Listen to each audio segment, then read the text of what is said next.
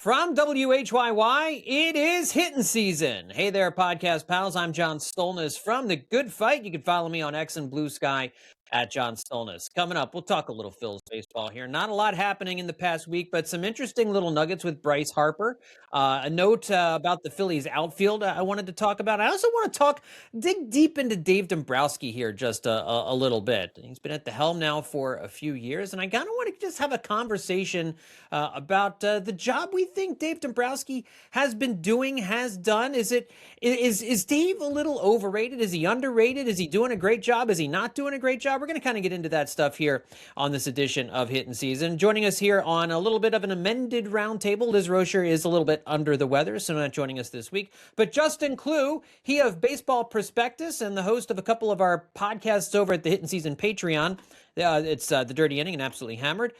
You can follow him on Blue Sky at Justin Klugh. And Justin is also the author of a book that'll be coming out in February called The Summer of the Cheap Wieners, which details what the Phillies were doing during the time Joe DiMaggio was going through his epic 56-game hitting streak. And that release date is coming ever closer. Justin, how you feeling, bud? How was your Christmas, buddy? I had a great Christmas. Definitely was able to relax and have a good time and take a break from this constant spew of compelling baseball news that is just rapid fire this time of year. So just to get some time off from news that the Phillies had signed Levi Stout to a deal was just to take a breather and reset was really refreshing. Yeah. Well, I just hate how it just distracted us from our holiday plans, you know? I mean, we're just... Oh, yeah. Gotta shove away from the Christmas dinner table to be like, I have to go. Yeah. The Phillies signed a 30-year-old catcher who's played 11 Major League games. That did not go over well at the dining table on Christmas night, Justin. I'm not going to lie to you. I paid for that one a little bit later on in the day. But, you know, sometimes you have to sacrifice time with your wife and children on important holidays when you do what we do. And that's just the nature of the beast, right? So any of you kids growing up wanting to be in that sports journalism racket, just understand this is the life you're looking for. I believe I heard an audible gasp when I said the Phillies signed a catcher at one point. Everybody out there. Yeah. During the holiday. Yeah. No, as we sit here just a couple of days before the new year, and this, of course, is going to be our last podcast of 2025. So another wild 12 months in the books, getting ready for 2026. But it looks like we're going to end 2025 with no JT Realmuto in the fold. Looks like that for the most part, the roster is set. A lot of folks are disappointed by that. I'm probably one of them, that it's a little bit static the way it is. But, you know, at the same time, they're returning most of a team that won 96 games and won the division by 13 games. So there's going to be both sides of that thing here, and I get it as we go through the rest of the offseason. But I don't think they're done, Justin. You know, I mean, they're going to have to do something if they don't re-sign JT Realmuto. And I think that's kind of one of the things, you know, what's the backup plan? I don't really know what the backup plan would be. Maybe to add more pitching. You're certainly not signing a dollar for dollar, apples to apples catcher replacement. So what do you do in that case? And if you've got that freed up money, how do you spend it? Do you spend it? Do you save it for the trade deadline? I don't know. I've kind of been going back and forth too on how disappointed would I be if JT Realmuto doesn't re-sign with the Phillies. Have you given that any thought? How would you feel if JT Realmuto and the Phillies are not able to work something out? I don't know that I'm shedding a lot of tears for that. Are you asking me, do I have notes on the pros and cons of guys like Ryan Jeffers and Edgar Caro? Yes, I certainly do. I think the appeal of what you're talking about is that it would force the Phillies into a seismic change that would, I think, it would have to make some people happy. It wouldn't, probably. I feel like the same people who would blame them for not doing anything would be like, well, you couldn't convince him to come back, so like this wasn't even on purpose, and also this wasn't the kind of change we were looking for. The change was supposed to come in the outfield.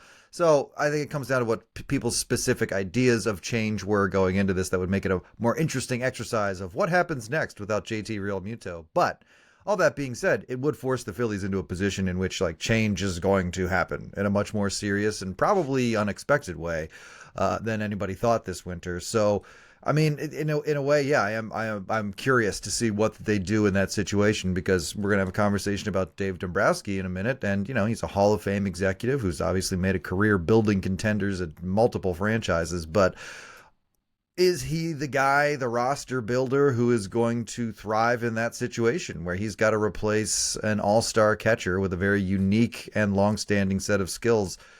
I don't know. I'm curious to see how that would play out. I'm not saying I'm particularly optimistic or encouraged, but I am very curious as to see how that would play out. Yeah, and it's.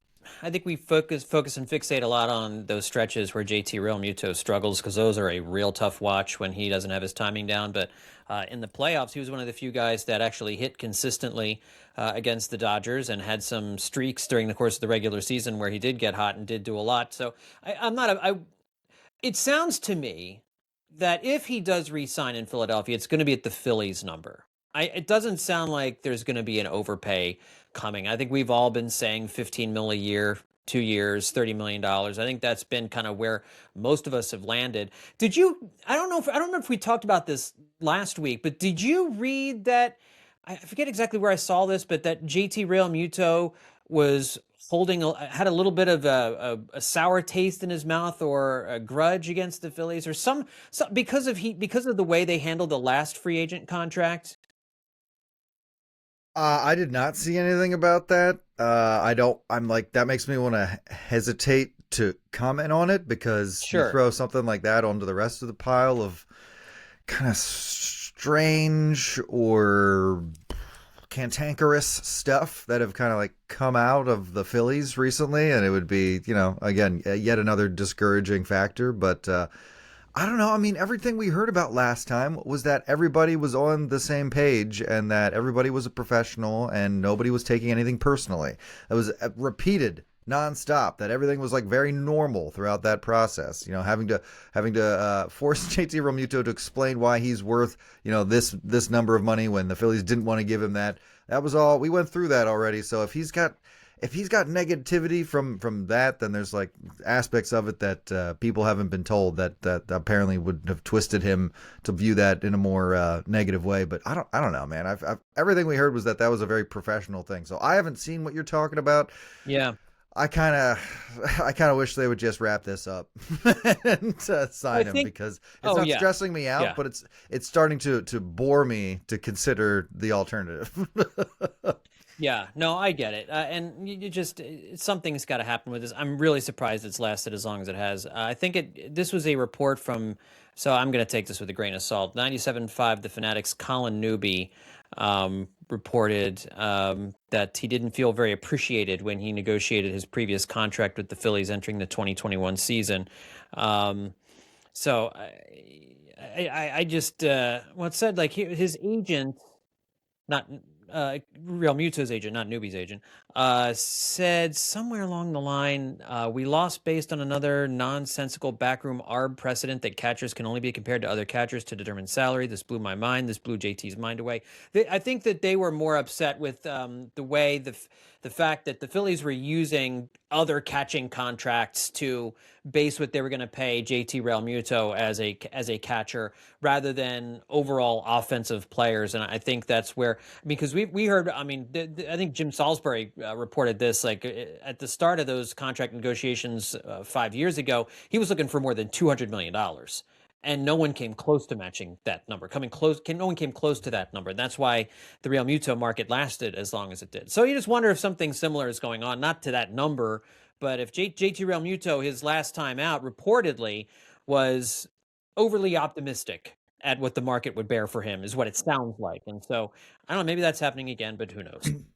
I mean, who knows? Let's just grant, for the sake of the argument, that some version of this is accurate. A total hypothetical, but some version of this is accurate. So Realmuto's out there harboring distaste over how it all went down the last time he signed a contract extension here. Again, Castellanos can't communicate with his manager, and he doesn't like how that goes down. Now, Harper's insulted by Dombrowski's comment during a press conference, and may or may not still be like having that on his mind. Matt Strom's like not listening to people and going against the current when it comes to like training and development and practice and stuff. So like, do we need to start asking what's going on? Like, what's going on with the Phillies here? Because there's like plenty of toxic fumes coming out of the Mets locker room, but then you're how many of these little tidbits like this? Is this designed exclusively for me to get worked up and start stirring up stuff like this by making comments like this, or is this a pattern that's like kind of worth recognizing at this point if this kind of stuff is true? Here's where I come down on that, because I think it's a good point you're making, and these things are starting to build up a little bit. But I think this was one of my reasons for wanting to kind of change things up this offseason. Anytime you're with the same group of guys for as long as this team has been together, things are going to start to happen. Arguments are going to start to develop, nerves are going to start getting frayed. And when you've had as many disappointing end of season results as the Phillies have had these last few years, that starts to dig into your psyche. You start to put more pressure on yourself. You start to put more pressure on other people. Maybe if you sense other guys aren't giving quite the same effort you do, there starts to be some resentment building up. I think it just comes from having played with each other for so long. In a lot of ways, that's really good. But I think in some ways, it can be a negative. You start to grate on each other. You start, one guy's act starts to get a little old to you, and maybe you liked it 3 years ago, and now it's like, okay, enough, guy. I get it. You're the sour, surly guy who always wants to make weird comments in the press, or you're the guy who never wants to take pitchers infielding practice. You're the guy who's always mouthing off, or saying what you think we should be doing and not following. Those kinds of things develop when you're with the same group of people over and over again for a lot of different years. And I think that's kind of what we're seeing with this Phillies group, is just if these things are happening, it's just, I think familiarity sometimes breeds a little bit of discontentment, and that may be what's going on. And these guys are frustrated. Like they've been trying to break through year after year after year and banging their heads up against a brick wall. There's frustration. I mean, and that's why there's a psychology involved here. It's like, can we do this together? Is it possible for us to do this together? And the Mets clearly decided it wasn't with that group. The Phillies are deciding that it is with this group. And if you look at the regular season, the Phillies are right and the Mets are right to do what they're doing. But when you get to the playoffs, it's a little bit different. And so the psychology of the whole thing, I think, is really factoring in here. I bet you could do a study that shows that, like, in 4-year chunks like this, you're right that like you can start to see psychological deterioration perhaps in locker rooms where they're like contenders but not World Series winners yet. It's almost like an echo of like high school, where it's like, yeah, freshman year everybody was very excited and they went to the World Series and everything was so new and fresh. And like last year they were seniors and they hadn't hit their high mark yet, and everybody was kind of like, well, there's this sort of like last shot thing out there, even though it wasn't, and they're bringing a lot of those guys back. But like there was that whole last ride concept, and then like, where do we go from here? What if we don't do it? And everybody, might have been on edge and just kind of, rattled. And yeah. I mean, again, based on even some of the stuff we're going to talk about in a minute here, it just feels like, I don't know, more and more this overall vibe is sneaking into the topics of conversation about this team. Yeah. I don't want it to be the case. I really don't want to spend, hour-long chunks talking about the latest dramatics of a team that is starting to eat its own head. But, also this stuff can be tough to ignore. Then again, it's December. Yeah. It's December. Right, and it's December. Yeah. I don't want to call this a worrisome pattern yet, when all it is just, comments and thoughts on the internet, and very little has been validated. But ultimately, I just want the Phillies to be, I don't even need them to be like that much of a better team. I just need them to be the kind of team they've always been, and then use that to win a World Series. And right. I think we're seeing that with Bryce Harper. We'll talk about it more in a minute, but I think you're seeing that. It's a good time to transition into the Bryce Harper conversation, because over the weekend, I believe it was, he posted on Instagram a picture of himself in the batting cages working out. He's grinding this offseason. Bryce Harper out there grinding, wearing a T-shirt that says on the front of it, "Not elite." Now, to me, this elicited an immediate eye roll, because it's like, is he mad? Is he trolling? If so, who's he trolling? I mean, is he trying to get people to feel sorry for him? Does he disagree with Dave Dombrowski? He obviously disagrees with Dave Dombrowski that he's not still an elite player, but it's kind of a in my opinion, a little bit tone deaf, but there's also the other side of it. It's like, well, he's angry, and I want an angry Bryce Harper. We said it after the comments. Like, if this makes Bryce Harper a little bit mad, if it puts a little bit of a chip on his shoulder, then I think that can help. I don't think he played with a chip on his shoulder last year, or maybe even the year before, and maybe this is a good thing. But at the same time, it struck me as a little tone deaf and still ignorant of the player that he actually was a season ago. And so I was both annoyed by it and at the same time a little bit encouraged that, yeah, okay, good. He's holding a grudge about this. He's mad, and maybe this will help him in the regular season. What were you thinking when you saw that? I mean, there were plenty of times during the season where Bryce Harper was healthy, as far as we knew, and perfectly capable of being the kind of player that he's always been. And in a lot of those moments, he just wasn't. And it felt like in those moments where a guy is like, as far as we know, there's no other reasons why he shouldn't be playing at the level he's capable of playing, and Bryce Harper's capable of playing at a very high level.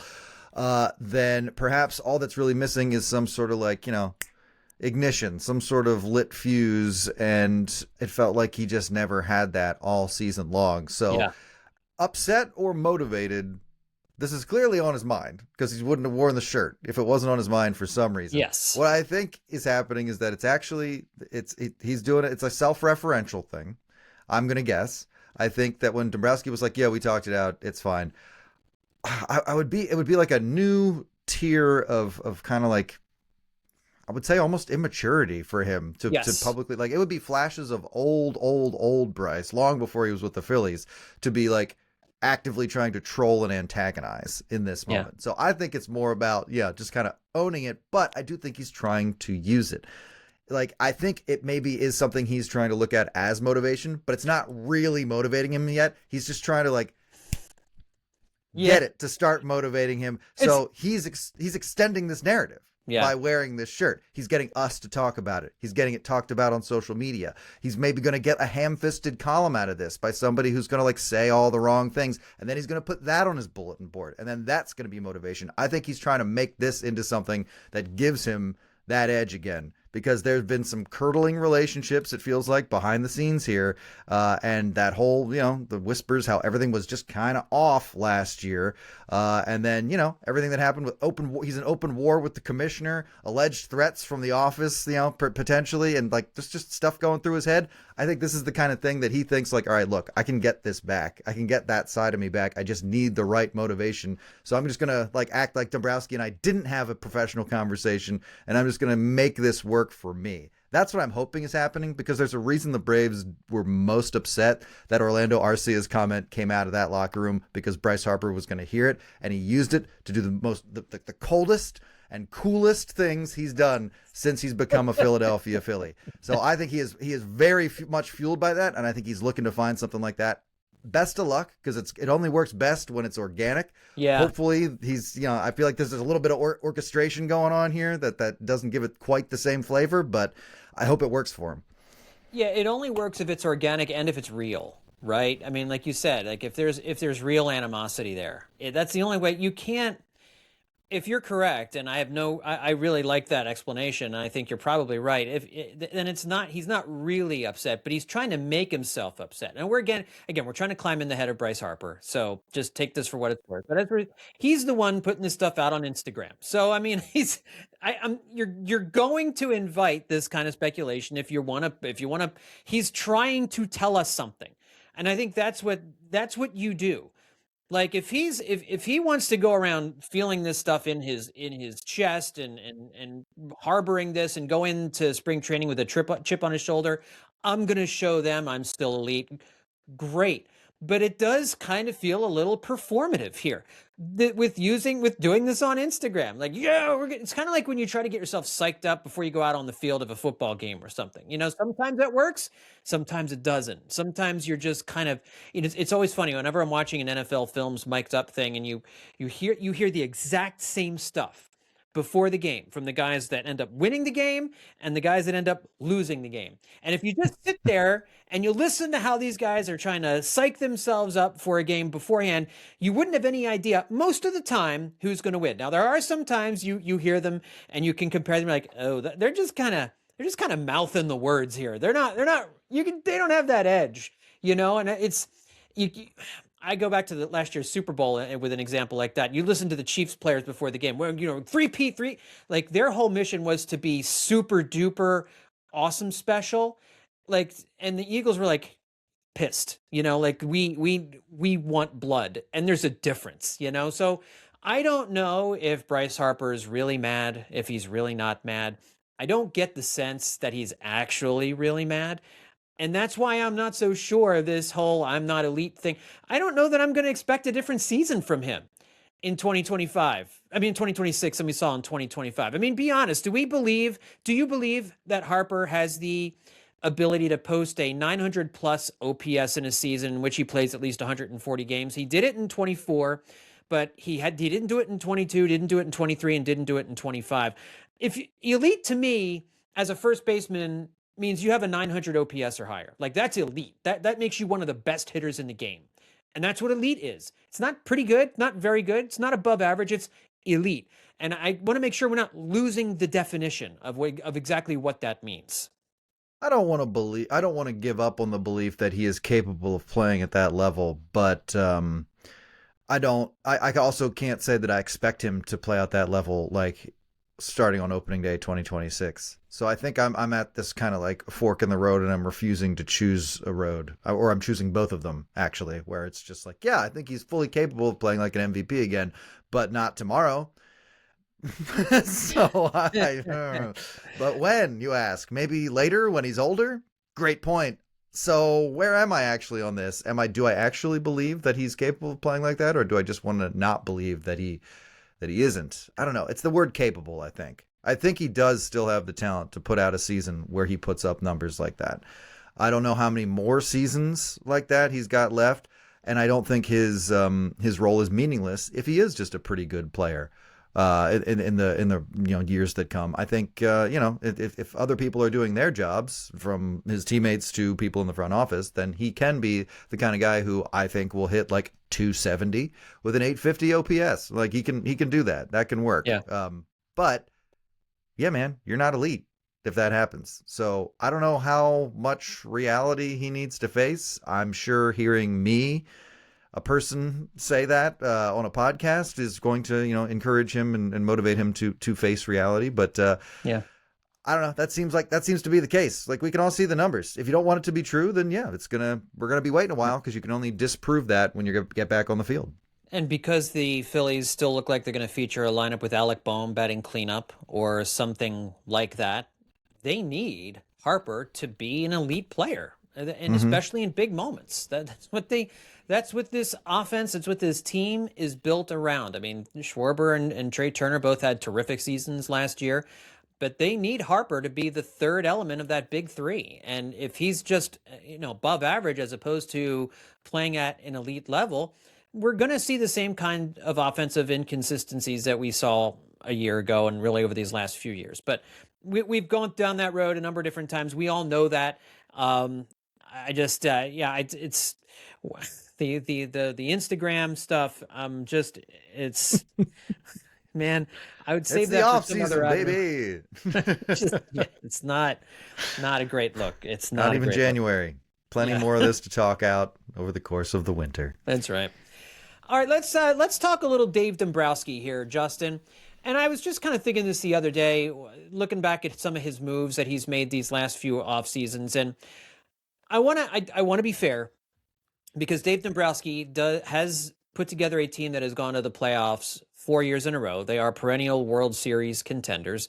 They spend a ton of money. They don't spend like the Dodgers and the Mets do, so there are financial constraints. But for the most part, the Phillies are able to spend like few other teams are able to spend in baseball. And Dave Dombrowski has used that cudgel quite a bit since he took over as the head of the baseball operations. But we have seen him at the trade deadline 2 years ago swing and miss. His last offseason, outside of the Jesus Luzardo trade, was a swing and a miss. So far this offseason, he did the Kyle Schwarber thing, and outside of, and I think we all like the Brad Keller signing as a free agent reliever. But the additions to the offense have not really panned out. There haven't really been anything. The addition to the outfield of Adolis Garcia, I don't think any of us are excited about. And I'm just looking back on his moves and kind of wondering, is he living on his reputation a little bit, the reputation that he had before coming to Philadelphia? Because when we think about the moves that he's made, the free agents that he's signed over these last 4 years and the trades that he's made, has there been anything that he's done that we armchair general managers weren't also calling for him to do or expecting him to do? Like signing Trey Turner when Gene Segura left was kind of a no-brainer. Shortstop hole, best shortstop free agent on the market. Sign the best shortstop free agent. Boom, done. Re-sign Kyle Schwarber, the best slugger and the MVP runner-up. Get that done. Boom, got that done. Extensions for Wheeler and Nola. Right. Well, signing exactly right. Those two deals as well. I mean, so there just have been, Kyle Schwarber and Nick Castellanos. I mean, the Nick Castellanos signing, I think we loved it in the moment. It turned out to not be that great. The Taijuan Walker signing was not a good contract. We kind of knew that one in real time, but obviously the Kyle Schwarber signing was a stroke of genius. But again, we were all suggesting these players. I mean, these are signing obviously good players to free agent contracts. If you give us the money, you and me, and we have people working on the contract side of things, we would have probably made a lot of the same baseball decisions that Dave Dombrowski has made. And one of the things that I've been disappointed in these last 2 years is the lack of creativity in trying to change the mix with trades, really hoping this offseason. It sounded last offseason like he wanted to do a bunch of different things and couldn't get anything done. Sounds like he wanted to do a bunch of different things this offseason, hasn't been able to get anything done.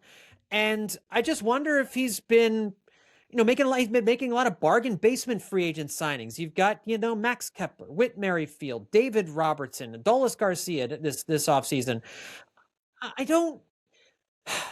I'm not seeing any genius. I'm not seeing any creativity in any of the things that he's done. And I don't want to be unfair to the man because this team has gone to the playoffs 4 straight years.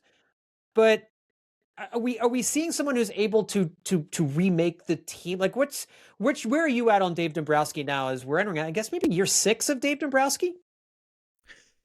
It does almost feel like he's in more of a steward role than a general managing role, I guess. It's not that he's doing nothing. It's like you said, that the major moves have come following, much discussion of like, yeah, I guess the Phillies will just do that. They've been very direct. However, you got to give credit where credit's due. And I think the end of the Castellanos deal has really soured people's view for obvious reasons on his contract. But I honestly think of everything we're talking about, the signing of Castellanos was extremely surprising. That was a moment where the Phillies were supposed to hire or bring in an outfield bat when Schwarber was still considered, you could put the word outfield next to his name, and they got Schwarber, and it was like, all right, well, the Phillies got their guy, and then I forget how much long after, but the announcement that they were also getting Castellanos was like the first time that the video game rules that we'd been promised really seemed to be occurring. And it was pretty early on in the time that he was like, all right, I observed early on, now I'm ready to start doing stuff. So, like, I don't want that's going to lose its impact, but that caught a lot of people by surprise and was very thrilling that it was just like, oh, we got our guy plus the extra guy we were fantasizing about having. But I do want to point that out. Jesus Luzardo as well, at a time when the Phillies were not supposed to be very hard on starting pitching. He made that trade, and that was like, oh, okay. Yeah, I mean, why not acquire a starting pitcher you think is like who has shown a lot of skill and you think is really going to boost this rotation? So I think you got to give him credit there. And I honestly give him credit for Duran as well, because that trade was magnificent. It helped the Phillies in exactly the way they needed help. And yeah, it was at a time when they were looking for late inning relief, but they went out and got like the closer. They got like the guy. So like stuff like that can still happen on Dave Dombrowski's watch. So I want to be sure to say that. But ultimately, I feel like I agree with you that we're not watching like a magician at work here. You saw back in October, Wall Street Journal wrote an article about how Dave Dombrowski is like baseball's oldest executive, but he's still outsmarting rivals half his age. And I don't know if Phillies fans would necessarily agree with that, but it just, it made me think, and I went back and I found this article when he was hired by the Marlins initially to be their general manager. And at that time, they're like, look at this phenom. Look at this wonderkind, this second youngest executive in baseball, who was the first youngest at 35 years old until Dan Duquette came along at 33 years old. Like, look at the youth on his face and how much hair he has. And they were, oh my gosh, it's so funny to see him being touted as like the new face. And his reputation at the time was dealing Dave Dombrowski. It was like that part of him was a big part of why they brought him in to Florida. They ranked all of his trades that he had made with the Expos at the top of this article, talking about like, these were the ones that were good, these were the ones that were bad, these were the ones that were questionable, these were the ones that were still waiting to find out how good they were. Just because the sheer volume of deals he'd made was something you needed to talk about when you talked about Dave Dombrowski. And the other aspect of his of bringing him in and his reputation was that he was an owner's whisperer. And that it didn't matter what the owner like had done before or what they felt like they were bringing him in. He was going to have their trust. You know, they'll claim in press conferences, oh, I'm going to weigh in on blah, blah, blah. But like every owner that has hired Dave Dombrowski has been like, when he's decided to do something, you know, he has the license to do that because he's Dave Dombrowski. So we flash forward to today, and I'm with you. I feel like the pace and the innovation and the change, you know, that hasn't been there. But then you also got to ask, has it really been necessary? You know, these past 4 years, you know, it wasn't until this winter that it really became everyone's favorite topic of conversation that like things need to change in a serious way for this Phillies team. Obviously, that comes after 4 years of going to the playoffs and not winning the World Series. But, you know, I'm sick of hearing it and saying it, but like how much more success do you want from the team that keeps like winning more and more in the regular season and then is in a position to win the World Series and then just isn't? Like, why should your motivation be to change in a serious way how that team functions when it looks like they're functioning pretty well from you know, as they're set up? So it wasn't really until recently that like the whole he's not good at overseeing that really came up as like this debate point.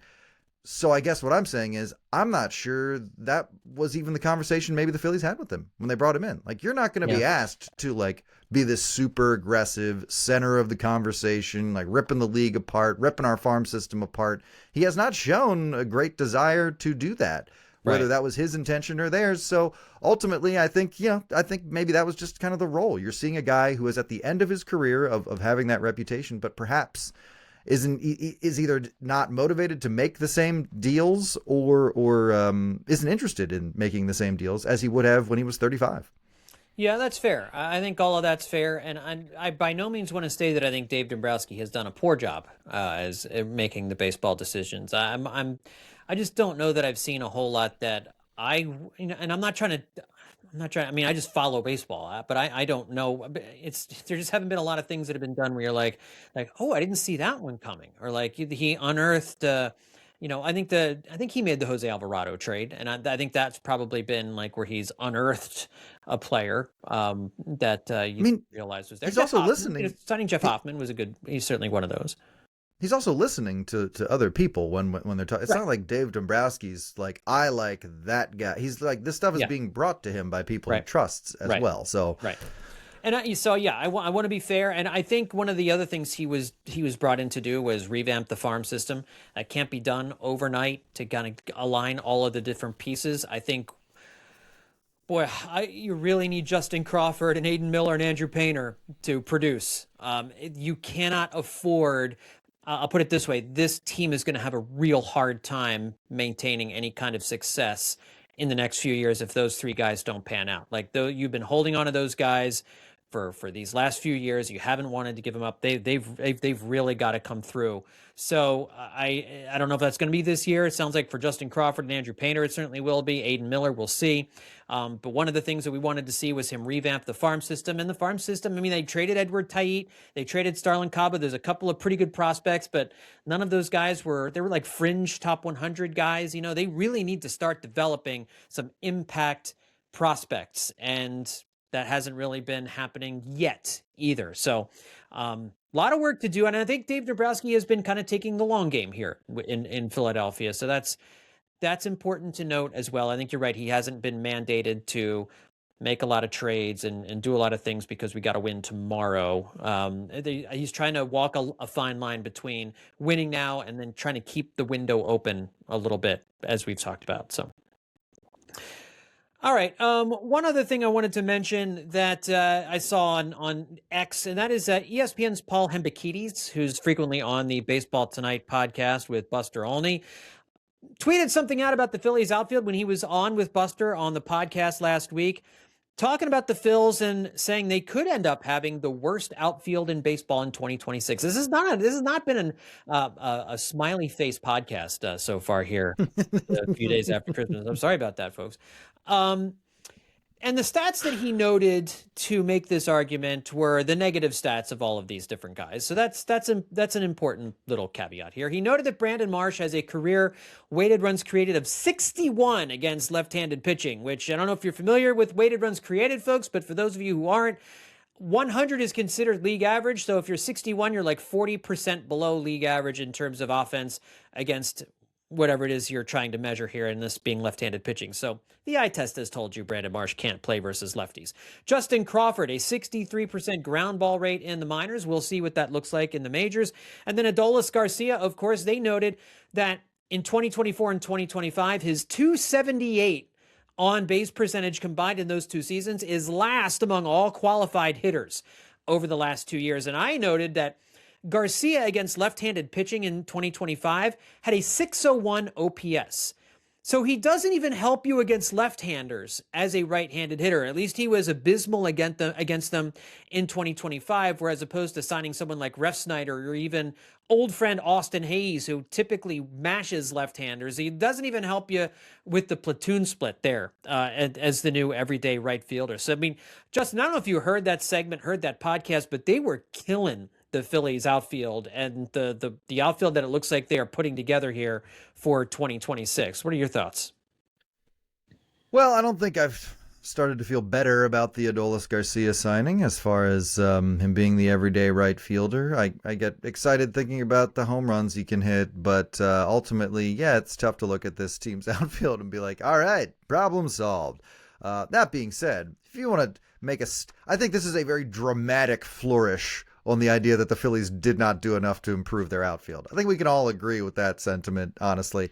But then to put it, well, this might be the worst outfield in baseball. Yes. All right. It might wind up being the worst outfield in baseball. I'll give you that there's certainly a non-zero chance of that.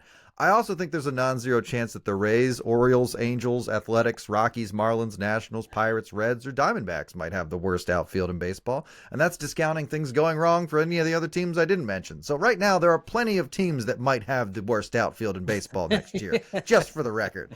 I'll also throw this in. These guys also do have strengths. As much as they have weaknesses, they do have strengths. Brandon Marsh hits righties and gives you decent defense. He does do that. There's a reason he was one of the offensive generators at the end of last season in the second half, because there are pitchers he can hit and he does hit them. Adolis Garcia, there's going to be like a 2 to maybe 5 week stretch this summer where like him and Schwarber have like a Bash brother thing where they're both locked in and the Phillies hit like 30 home runs in 2 weeks or something, and it's just like a explosive time. And then he goes back to chasing and it's, whatever. He's also a better defender than Nick Castellanos. It has to be said every time you bring it up, because Castellanos was just so bad at defense. Having somebody out there who can just play it, makes the Phillies outfield better than it was last year. And Crawford, he's got elite speed. Obviously, we all know what his main issues are. We've been saying them on every episode for the last, 18 months.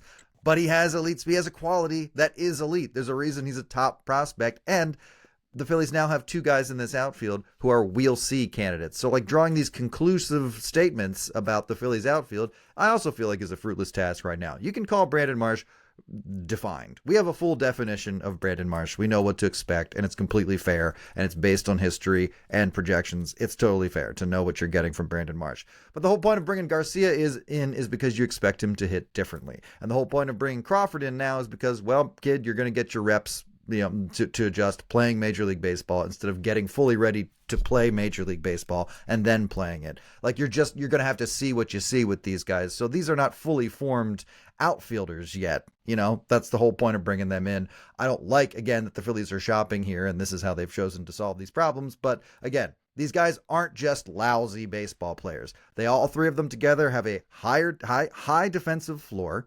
even with some of them learning on the job. And the potential exists that somebody like Garcia, you have to recognize he is a bounce back candidate. There is a chance he bounces back. I know we have a bitter taste in our mouths about this, and that's totally valid, but he could also bounce back. And something I also want to point out about Garcia is, you're going to hear the names Austin Hayes and Max Kepler and Whit Merrifield thrown around out there because of their failures to be the guy that now it's Garcia's turn to be, as though there's some kind of outlier for the Phillies missing on guys they signed for this role. I will maintain that the problem isn't who they're picking from this pool, it's that they're in the pool at all. Correct. But since we're in it in the first place, I will just remind you, because I'm the person who went back to 2022 and looked at the top 5 or 6 one-year contract signings for outfielders. And let me tell you, the Phillies aren't the only team missing on these guys. If you want to look at a real failure, even worse than Max Kepler last year, take a look at Michael Conforto, who signed with the Dodgers for $17 million and provided negative 0.6 wins above replacements for them. A success story in this world is you sign a guy for $5 to $10 million for 1 year and you get 1 win above replacement. That's a huge, huge win. A big success story here is Randall Grichuk for the Diamondbacks last year. He was worth 1.6 wins above replacement, cost them $5 million. That's what you're paying. That's better than what you're paying for. What you're really paying for is a guy who's worth like half a win at best. Another big success story, and you're not going to like hearing this, Harrison Bader, when he signed with the Twins for $7.75 million last year, he was worth 2 wins above replacement for them. I know WAR isn't the only way to measure success. I needed shorthand for the point I was making here, and that's the stat I used. Mike Tauchman going out to the White Sox for less than $2 million was worth about 1.5 wins. So I'm not going down the whole list. I'm just saying the Dodgers have made a lot of deals like this in the past 3-4 years, and most of them haven't worked out. And I'm not even counting the 1-year deal they gave to Teoscar Hernandez, because that was a different situation. That wasn't like, he gets a 1-year deal because that's the kind of player he is.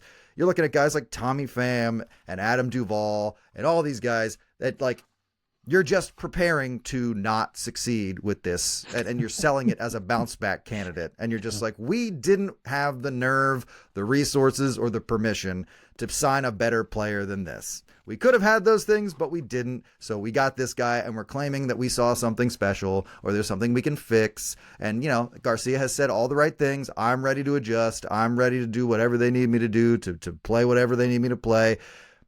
And ultimately, that's going to wind up being the key point here. You're signing a 1-year deal. You're typically saying, I have outfield problems that I don't think are my biggest problem. So I'm signing guys who might not actually solve it. And you're probably going to spend, like I said, $5 to $10 million, get a little bit out of it. That's what you got to hope with Garcia, because I guess that's what the Phillies view as success. Like, they can't think he's going to be an all-star again. So they got to be thinking, well, about, a half a win is about all we need from that role. I hope it's enough, but it's not weird that the Phillies have missed, I guess, is my point on these. If you put them in the pile, last point I'll make, if you put them in the pile with all the rest and you took all the names off, you wouldn't be able to pick out like Max Kepler's deal from all these deals that get signed. I agree with you. The problem is they're depending on these guys to be 2 or 3 win players. They just are. Yeah, and that's the mistake. Right, that's the mistake. Right, they're trying to, and that's why I hate the signing. And that's why you're right. If any of these bargain basement guys, unless you're going to make them like a half a platoon with somebody, if you're going to ask Adolis Garcia to play every day for you, play 150 games, and you think he's going to give you 3 to 4 wins, it's not happening. And they tried that with Max Kepler. They tried selling us last year on Max Kepler as an everyday player, and everyone knew it was nonsense. Everyone knew it wasn't going to work. And I don't know that everybody feels as universal about Adolis Garcia as we all did about Max Kepler a year ago. It also made no sense he was a left-hander. I mean, at least Garcia as a right-hander makes some sense. But again, stinks against lefties. At least he did last year. So, the fact that he hits from the right side doesn't seem to matter a whole lot. It's their problem is that they're using hope as a tactic here, hoping that these 1-year reclamation project outfielders, they're going to hit on one of these guys like a jackpot at the casino and get a 2 to 3 win player out of it, a quality everyday outfielder out of somebody who was DFA'd by a team that needs outfield help. So that's just I think last question on this. I don't think it's going to be the worst outfield in baseball, because teams like the Rockies and the Pirates and the Marlins exist in this world. But what do you think is more likely? The Phillies outfield being in the bottom 7 of wins above replacement or being in the top 15 in terms of wins above replacement? I think it's most likely they're somewhere in the middle of that. But for those two extremes, for the purpose of this conversation, is it more likely they finish top 15 or bottom 7? I think I'm definitely having a more bitter reaction now, and that's going to fuel my response that I think that's they're closer to being bottom 7. Yeah. Because of how little the things have just been kind of reshuffled. They haven't been remade. I agree. I just let me ask you this though. Yeah. We were just dinging Dave Dombrowski for not being bold and creative enough. So what happens then if Garcia winds up like hitting 300 for the season, puts up 30 home runs, and it is by all accounts a massive success of a signing? I'm not saying I think that'll happen, because I don't. But like, if that happens, then does Dombrowski get credit for being bold and creative? Or are we saying like, no, because he was just, he was bobbing for apples and he wound up with one that hit 30 home runs?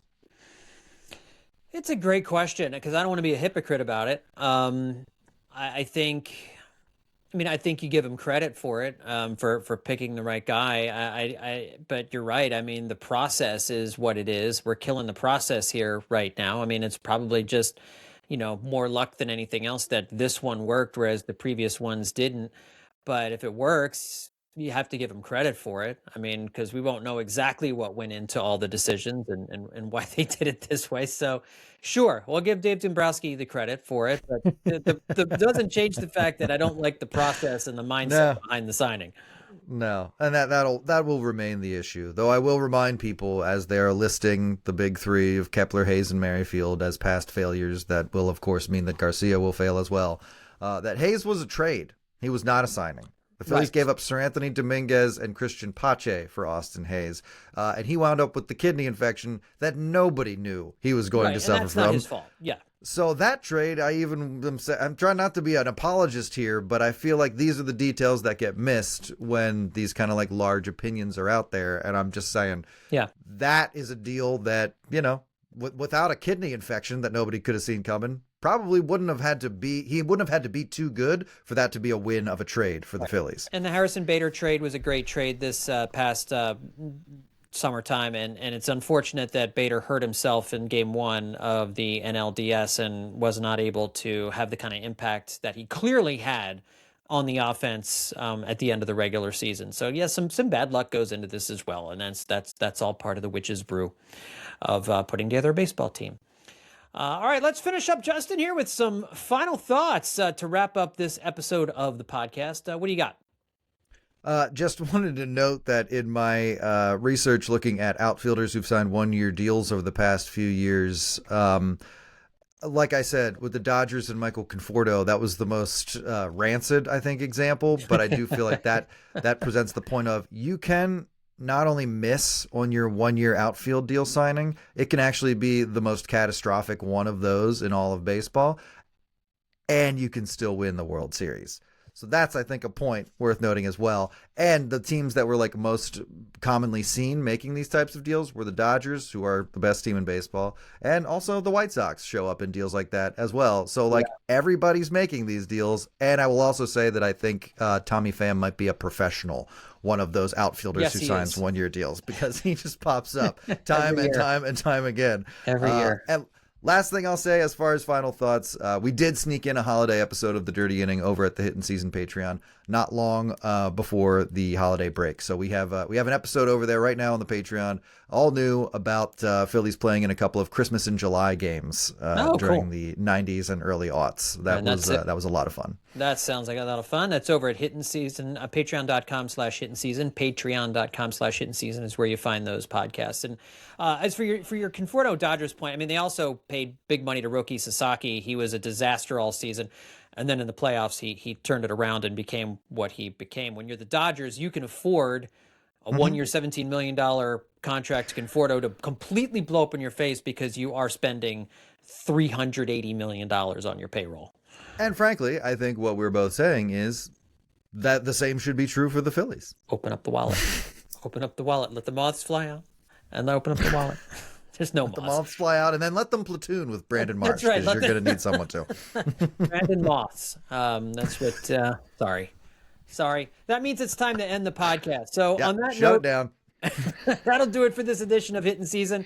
Don't forget, everybody, to subscribe to the WHYY YouTube channel. That's where you can find this podcast if you want to watch us talk Phillies. If you got a smart TV or watch us on your phone, again, just go to YouTube, do a search for WHYY, and subscribe to the WHYY YouTube page. If you just want to listen to us on any of the audio platforms, Spotify, Apple Podcasts, wherever it is you get your podcasts, we are there as well.